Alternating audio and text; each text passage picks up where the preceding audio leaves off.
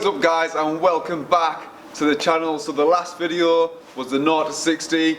I said in that previous video we were going to come back with a 5th episode of 60 to 0, but something has happened the other day. Paul's been doing some work on his car. He's going to run you through the work he's been doing first. Has just passed its MOT. Good on it. But like I said, something has happened. So I was going to leave the rest to Paul. Here we are, Paul. Explain. Hi everyone, I'm Paul, and this is State of Cassandra right now, as you see. So since the last episode, when we did a 0 to 60, my MOT was due. So before the MOT, I had to sort out this rusty front chassis. So what I've done is I've ripped the old one out, put a new one on. Took a few weeks of fine adjusting it. So you'll see a before and after now. Before she was really wonky, and now she's perfectly straight and really nice. And then so she went through its MOT and she just passed.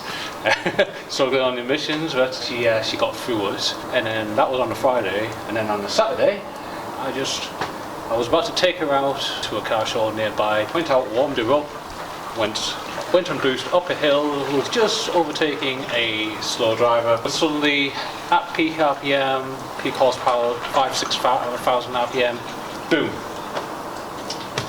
She suddenly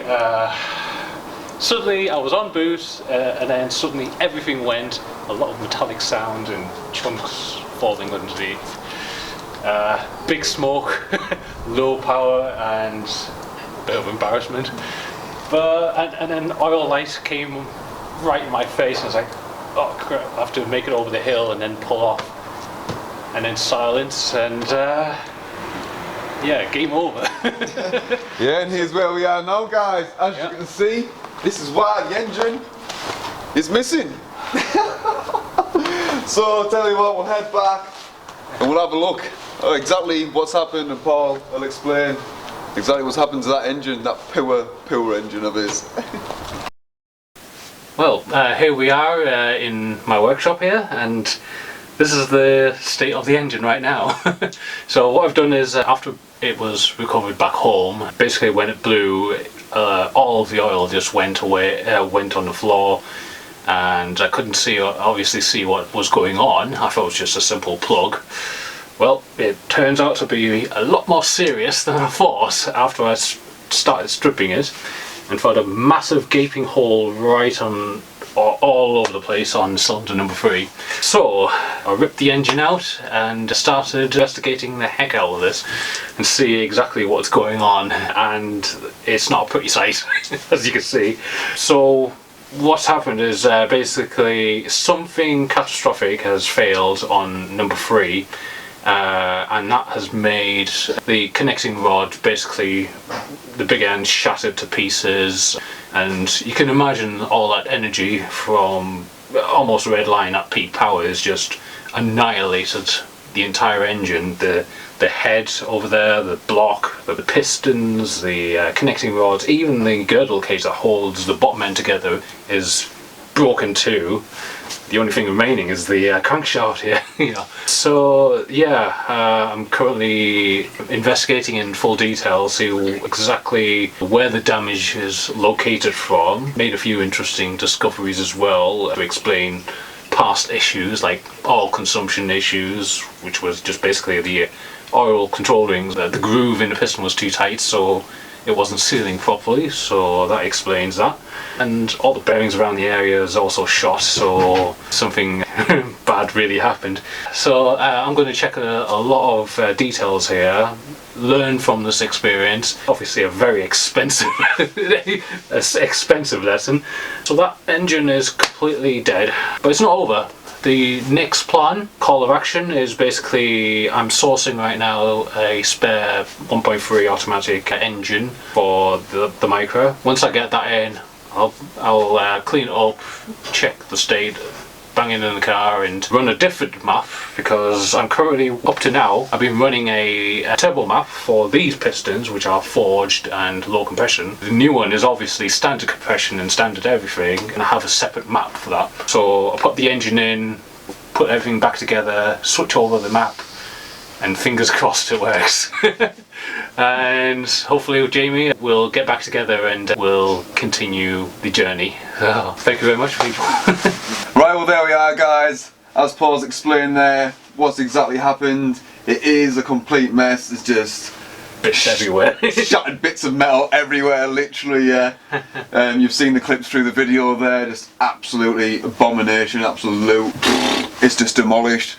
So as Paul said there, he's going to source a 1.3 automatic engine. That's the end. That's the end there. Look at that! No way. That could have split in half as well. God, look at that. It's all gone. Literally. But yeah, as said, Paul is going to source a new engine and we will come back to film that once it's fitted, new tune and different turbo. No, same turbo. Same turbo? The turbo's fine. Yeah? Miraculously. Oh, there? Yeah. That's in one piece and the bearings are fine.